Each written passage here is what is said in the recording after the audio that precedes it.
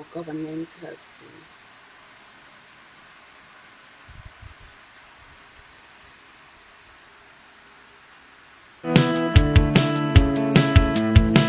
It's my time and I'm coming out to play. Get on that beat, I wanna misbehave.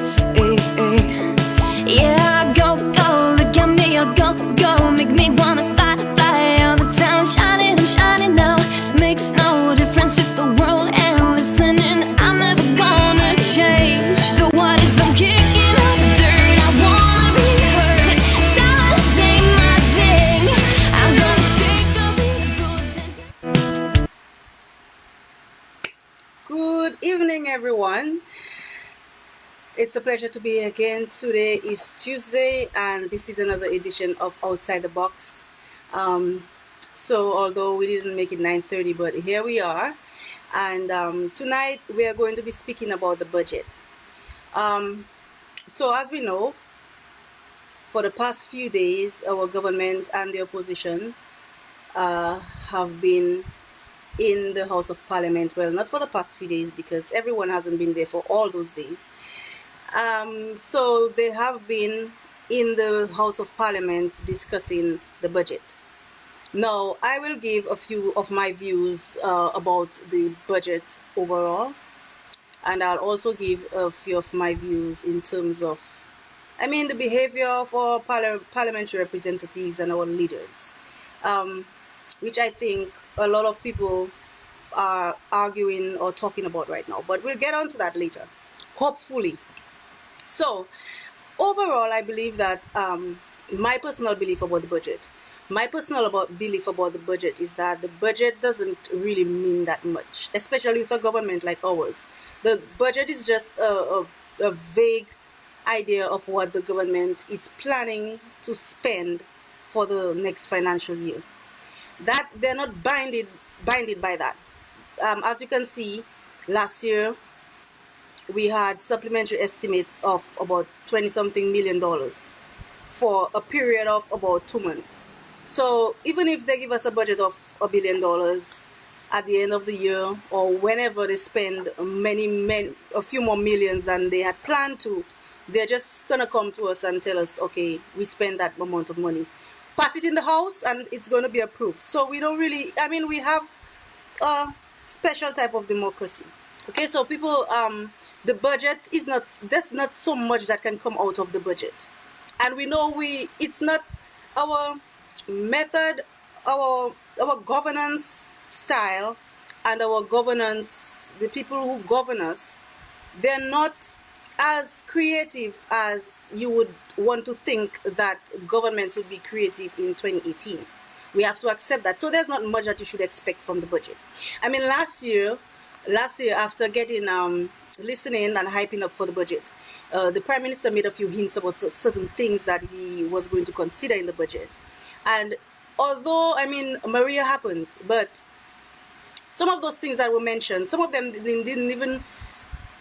were not even in the books, because a lot of the plans, they just have an idea of doing something, but the implementation, how they're going to implement it, how they're going to monitor and evaluate it, that hasn't been done.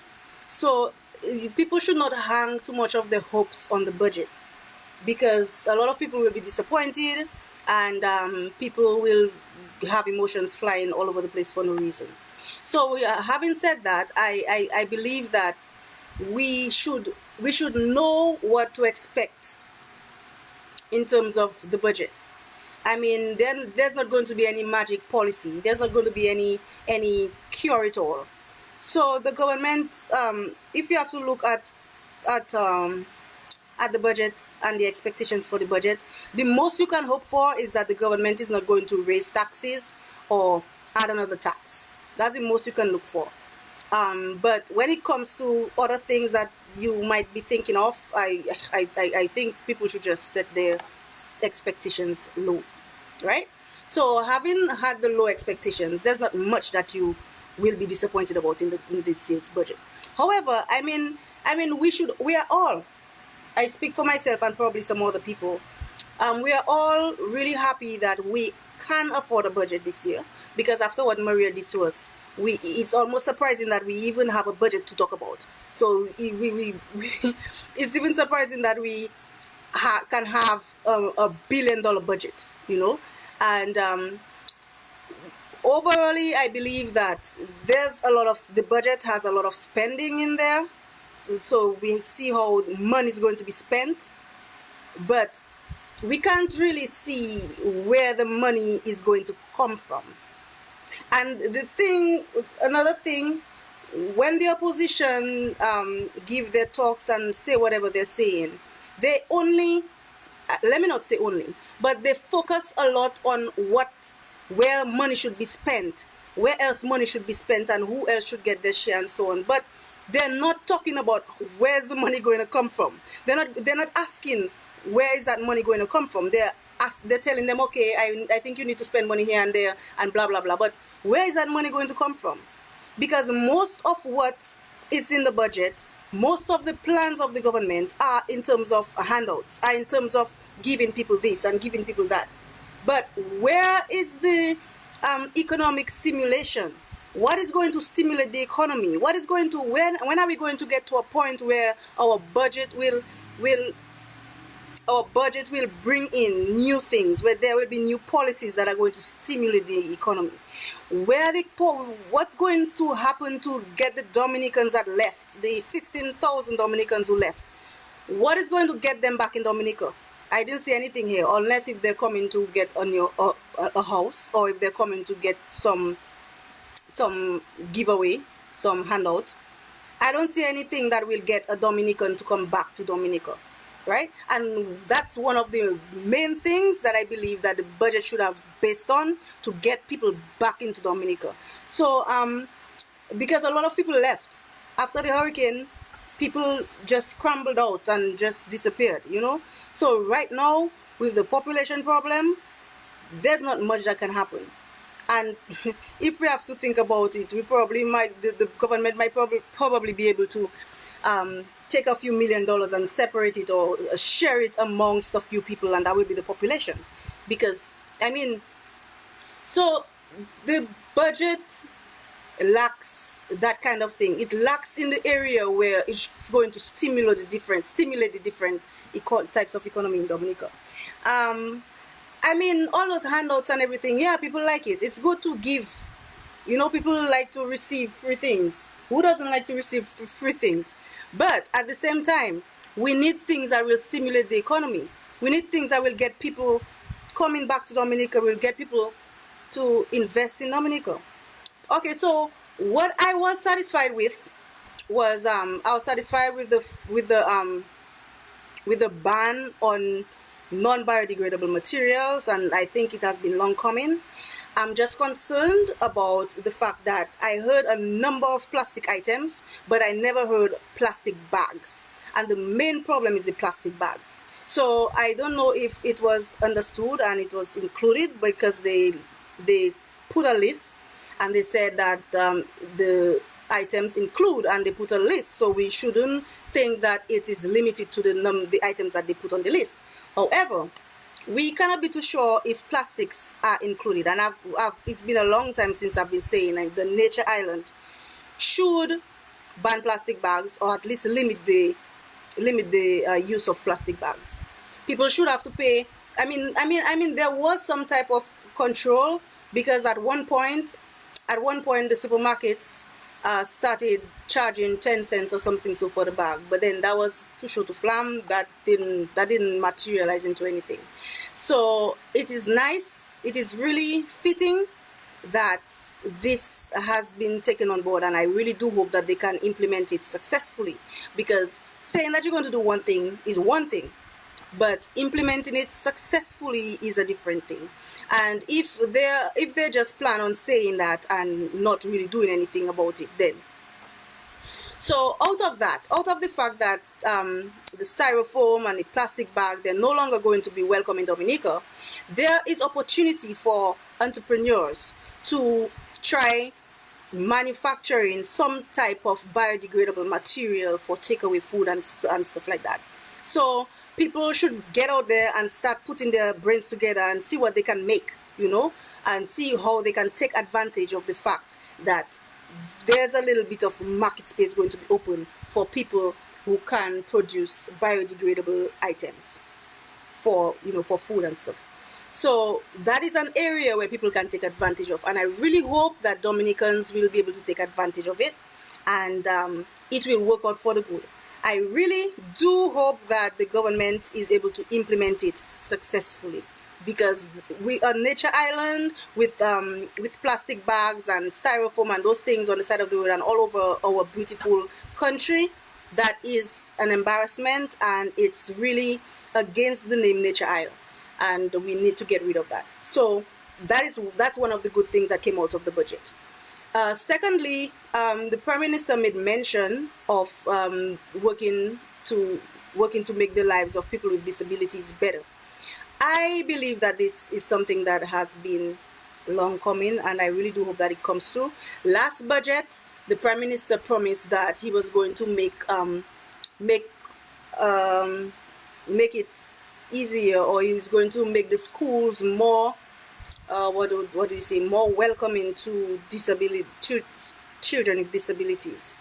I was hoping that something would have happened about that, but I mean, I can understand Maria happened and some things had to be put on the back burner. That is understood. We do hope that this year we can do something about it. And I was like, in one of my first few videos, I mentioned when I was talking about the budget last year. So because last year we had a discussion about the budget and what we expected and so forth, and then after the budget we spoke again about what actually came out of the budget and how we felt about it. So I was disappointed last year that the budget didn't really touch on much of the disabilities, and it didn't really say what they were going to do, because the budget doesn't say anything. The budget just says I'm going to do this. It's like the budget says I'm going to build a wall, but it doesn't really say what kind of wall and where the wall is going to pass, and it doesn't say those things. So this time they're saying that they're going to work closer with the disability with the Association for Disabled People, for people with disabilities, and I'm hoping that it will be one where there will be inclusion. Because last year I was talking about, and I was kind of passionate about it, because I'd been working with this woman who has a child with Down syndrome, and she's been walking all around Dominica trying to get help, people to help her with her child and with children with Down syndrome. I mean, she is like, other people want to say, okay, it's just a disabled child, but I guess she wants to really focus on children who are disabled. She wants something that actually focus on children with Down syndrome. And because Down syndrome is not just any kind of disability. Down syndrome is a disability where it varies. So a person with Down syndrome may be, may be unable to do anything for themselves, whereas another one might be able to go all the way to grade 6 in school. Another one may be able to go all the way to university. So the Down syndrome would be different from person to person. And there are some children with Down syndrome that would be able to enter into the regular education, and as long as the facilities are made available for them, So it's like the entire, like all children with Down syndrome are left out of the entire system because they have a disability. But the disability is different. So I think every child should be assessed. Every child with Down syndrome should be assessed, and to determine how far they can reach or what is their cognitive level and so forth. So you could decide how far they can go, and you can actually put them into school and let them, go as far as they can reach, because we need to have them included in our society.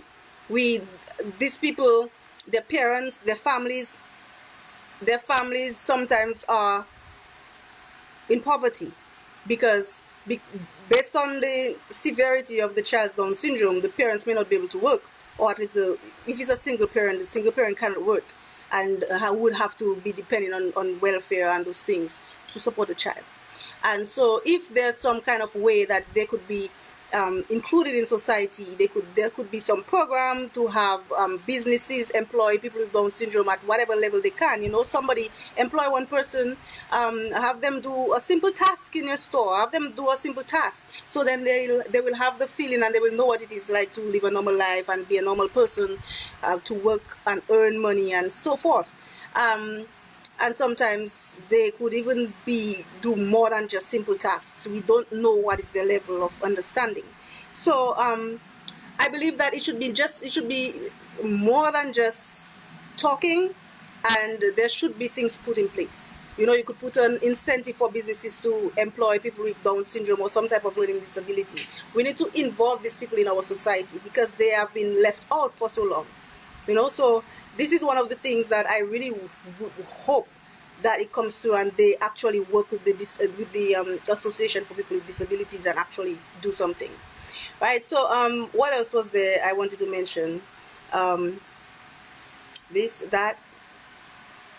Right. So these were the main things that I saw in there. I mean, besides the climate resilient thing, I mean, we would like to be one, but I don't know. It takes a lot of things, and I don't think that we should have taken that, made that task out of it, being the first climate resilient country, because it's like I'm not sure if we will be able to be the first climate resilient country, but we should be striving towards doing that. And somebody might beat us at it, but at this moment, I just think that the budget, there's not much you can ask for the budget. There are no new taxes, no higher taxes. There's nothing, because right now it seems like I think that more and more we get a situation where taxes are not really things that are added to the government is not really adding taxes, because I mean, maybe for now, because next year is elections, so you will not expect to have any new taxes or any new nothing this year, and so there's not much more that you can expect from it. So having spoken about this, I just think that there's not enough that tells me where this money is going to come from. Also, there's been this issue about the GDP. Now, the GDP is the gross domestic product. That is the total of the dollar value of the goods that were produced in the country in simple terms. It can also be calculated by using the total incomes in the country, or using the total expenditures in the country. So any one of these methods, but the basic concept of the GDP just says how much that the country can produce in a year. So how much it produces in the year. So there was this thing about Maria and the effect on the GDP. So most of the ministers kept saying that the Hurricane Maria wiped out 226% of our GDP. Now, there has been a lot of talk back and forth about that, and I was speaking in this forum group, right? And this came up, and I tried to explain about the concept. The way that they mention it, it sounds wrong because of how they say it, because they're not saying it like what it means.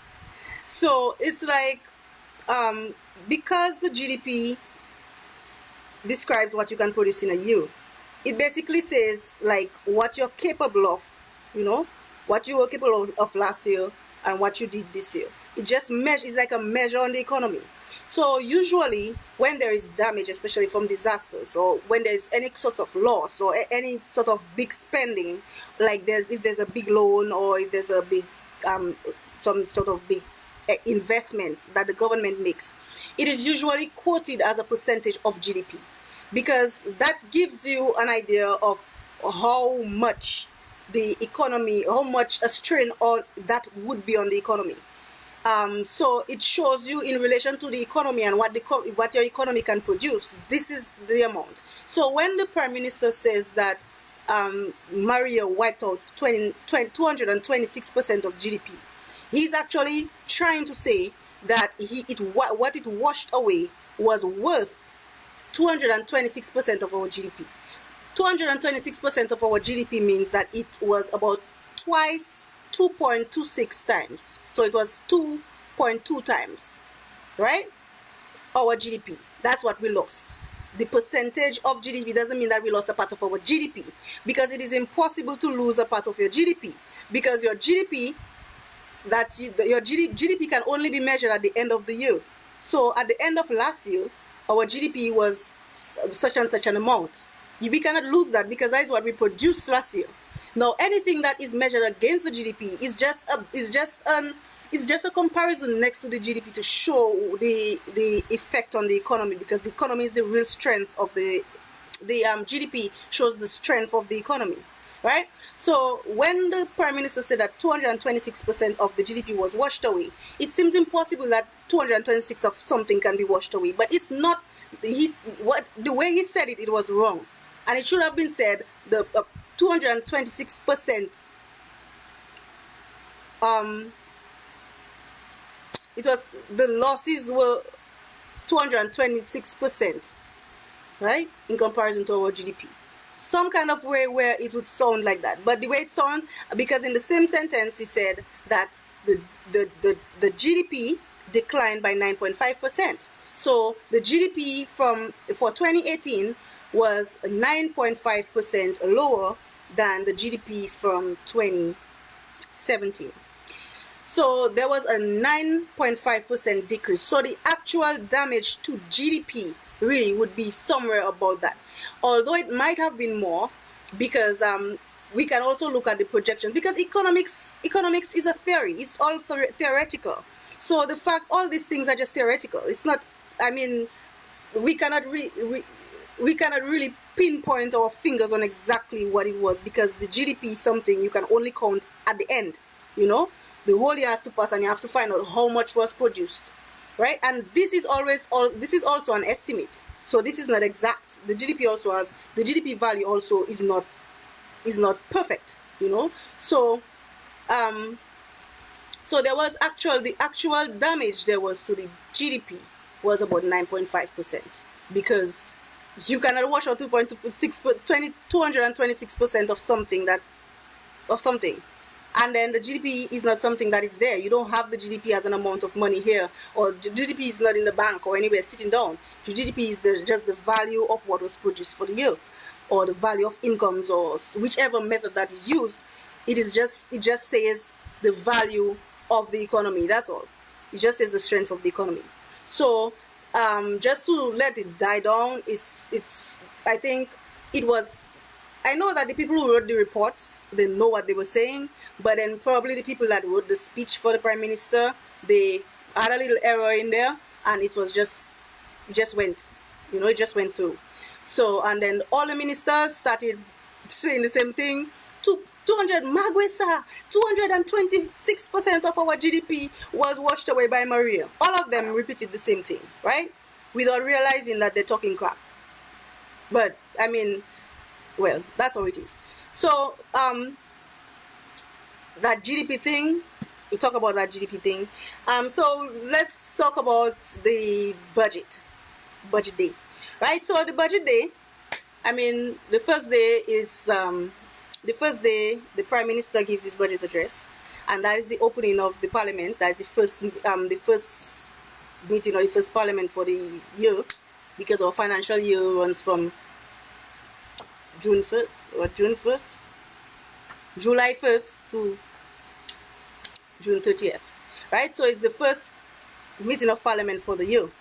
So it's like a grand opening and whatever, and people are making, I mean, right now, it's more about people trying to make a fashion statement than getting their stuff together in their heads and trying to think and put something good together to talk about.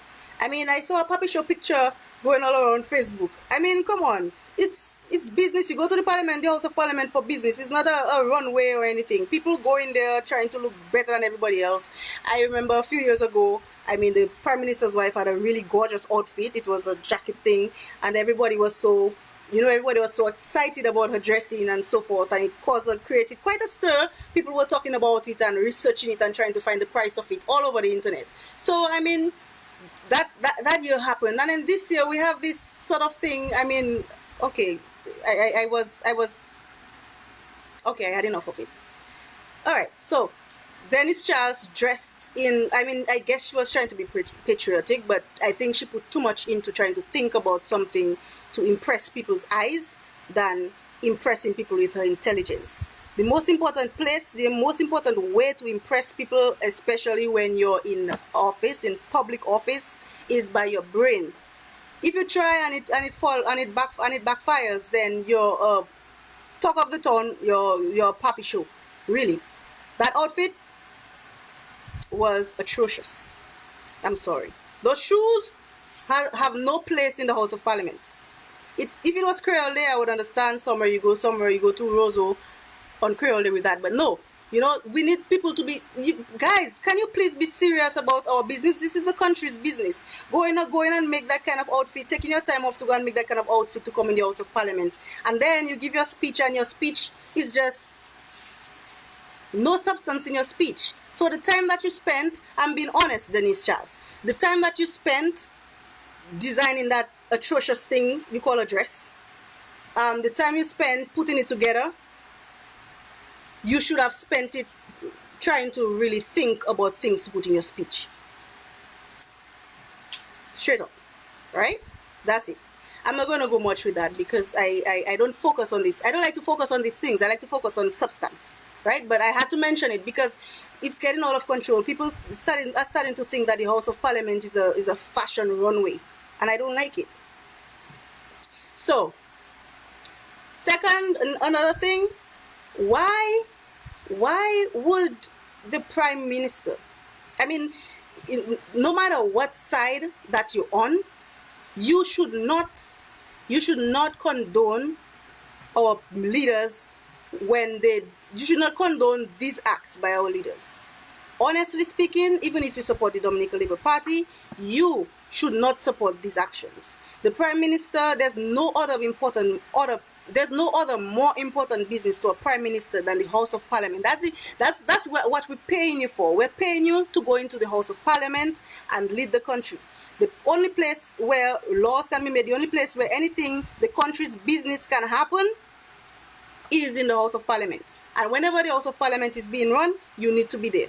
You cannot make a speech. You cannot make a speech, a budget speech. You deliver it. People sit and they listen to you. And then the next day, you fly off because you don't want to hear what the other person is saying. This is wrong. And even if you support the Labour Party, you are wrong to support that. You should not support it. And all the ministers support it. And this is crazy. They cannot do different because they are controlled. They most of them don't think independently in terms of politics. Because as you can see, as soon as they start their speech, the first thing they say is leadership is everything, right? Leadership is everything. And then after leadership is everything, they start praising the Prime Minister. And every move that the government makes, like all the different things that government does, and they want to say, thank God for Skerrit. Even the ministers. So it's like, whatever he does, nobody will tell him, well, boss, that wasn't really right, because they cannot do it. They don't want to lose their jobs, right? So this needs to stop. And then the opposition top it off by deciding to withdraw. No, I don't condone it either, because they all should be in the house doing our job, right? They should all be in the house to do our job. But I still understand. I don't think it is totally justified, but I still understand where they're coming from in terms of that. Because, you gave your budget address. I was there, I listened. I'm giving my budget rebuttal, and you're not there, you're not listening. The next day, you're coming back, and you guys are talking, and you're talking about, most of the things that they were saying was about the opposition not being there. I would like for the opposition to focus more on what is actually being presented in the budget, because most of what the opposition members are saying are talking about what happened last time, and they keep on bringing up the old things that are not getting answers for. So I'm not saying to forget about the things that you don't have answers for. I'm not saying that you should forget about lapsang. I'm not saying that you should forget about all those the different funds that went into places that they probably shouldn't have gone into. I'm not saying that you should forget about your disapproval about how the CBI is being run. I'm just saying that during the budget address, during the budget debate, why can't you focus on what is being presented at the budget? Why do you have to keep talking about things like how ration was distributed? I mean, yes, these are problems and have to be faced, but not in the house of, not in the not during the budget speech. Try to talk about what is actually in there, you know. So, and then the Dominica Labour Party keeps talking about 18 years ago. I mean, 18 years ago. You took government 18 years ago. There's nothing that you can be complaining about from 18 years ago. And it doesn't stop. You know, every time they talk about 18 years ago, I posted a few videos about things that little parts of what people were saying, and I posted this part with Peter Pepper. I will be honest with you, I just cannot stand Peter Pepper, because he speaks like he's arguing like he's about to fight, and he opens his mouth really wide, and he moves like he's about to have a seizure, and he cannot give a speech or say anything without a written speech, and looking down and looking up for 2 seconds and then looking down again. He's just too dramatic for me. I just cannot take it in, right? And then he speaks a lot and with so much force, and there's no substance is what he's saying. How can he be the minister of what education? What type of education is he leading by being such an empty barrel? He makes a lot of noise. And that's what the video, I posted a video, and it says empty barrel makes a lot of noise, and he was making a lot of noise, but there was no substance in what he was saying. So, all the talk about 18 years ago. I mean, the United Workers' Party was there for 5 years. 5 years. Not even a full 5 years. 4 years. I mean, what could they have done in 4 years that could set off 18 years? You cannot be talking about 18 years ago. You cannot be talking about 18 years ago, right? It doesn't make any sense. Because, number one, if the UWP have to do the same thing, then they could be talking about the 15 years ago. They could be saying all the problems that they had, they were there from the party that was there for 15 years. So, I mean, what is the end? 18 years have passed. At 18 years, a person is an adult. I think at 18 years, I think our history is an adult. Stop talking about the 18 years, right? And I know that even to me personally, I do not get any impression that the United Workers' Party is in any position to lead. I do not think that they have what it takes. I think that they believe it's going to be easy. They believe it's just a matter of I don't know. I really don't know what they think, because most of the time when they're talking, they talk about spending money. They talk about what they would do with the money instead, but they do not talk about how they would make the money instead. You know, we want to know what would you do to stimulate the economy?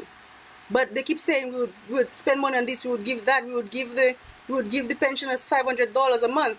Where is that money going to come from?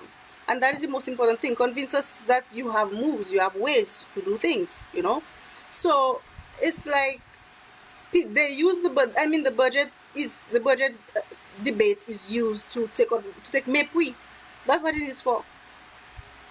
Both sides just frolic a little MPA here by there. I heard Blackmore talking about those guys when they put on their jacket, and it was Skerrit. It was the Prime Minister talking about when these guys put on their jacket and walking up and down in Rosevelt and they're feeling hot. They don't even know that when you're walking with your jacket, you need to open it up, and they go by Whitchurch to cool off, because they get so hot in their jacket. They go by Whitchurch to cool off, just to use the AC, and they don't even buy anything. They just go in there to cool off with the AC. Well, that coming in the budget debate, you know. I mean, and people laugh, ha ha, kiki, you know, it's funny. But it's not funny too. It's not. I mean, it might sound funny at the time, but that's not funny, you know. And then they talk about the opposition not being in the house, and we're paying them to be in the house. Where was Skerrit? Where was Rosevelt Skerrit when the rebuttal was going on? You know, you have to be fair. If you speak, allow others to speak too.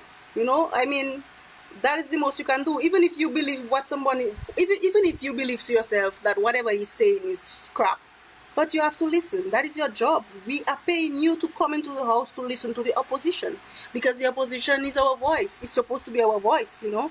So all this needs to stop, and the people need to stop condoning this nonsense, because they encourage their leaders to do these things, and it will never stop if people keep encouraging their leaders to, you know, act like normal people. Our leaders are not normal people. They should not act like normal people. You know, even if a normal person would not come back to the house, right? But a leader should come back to the house, right? Because that is saying to a child, if you go to school and the kids make fun of you at school and the teacher doesn't take a stand up for you, you stay home. You know, that's what it's telling a child. You stay home, don't go to school, right? That's what it's telling you. It's telling you, if you go to work, if you go to work and your boss is hard on you, your boss doesn't listen to what you say, and he doesn't take your ideas, and he probably makes fun of your ideas, just go home, leave work. You know, that's what it tells the young people, and the young people are looking at us. So we need to stop. If you don't like, it's saying that if you don't like what someone is saying, just go, walk out, go away. You know, I mean, we need to be more civil, and our behaviors in the house need to be more civil. And this is, I mean, I have seen videos of House of Parliament in other countries, especially in African countries, and they actually fight. You know, they throw chairs at each other and they actually fight, kick and thump. You know, but fingers crossed. God forbid. You know, we do not want that to happen in our country. We do not want to be considered uncivilized. So we need to start trying to agree with each other and listen to each other. Even if you disagree with what someone says, you can still listen. You can still entertain it, you know. Where is all that coming from? So, based on the budget, that's what I kind of had to say. What else? Yeah, that's basically it. I don't want to be too long because I'm kind of late anyway. So, that's basically what I can say. So I want to do another video on Saturday. I want to speak about something else. Hopefully it will be something that it is something that I really want to speak about. Because if something happens, I might have to speak about it. But so thank you for listening. Thank you for looking. I appreciate your views. I appreciate if whatever comments you have, I would appreciate it to make it add to the discussion. And I look forward to another show Inside the Box with you guys. So this is where I make my exit, and we will see each other on Saturday, hopefully. So long, good night.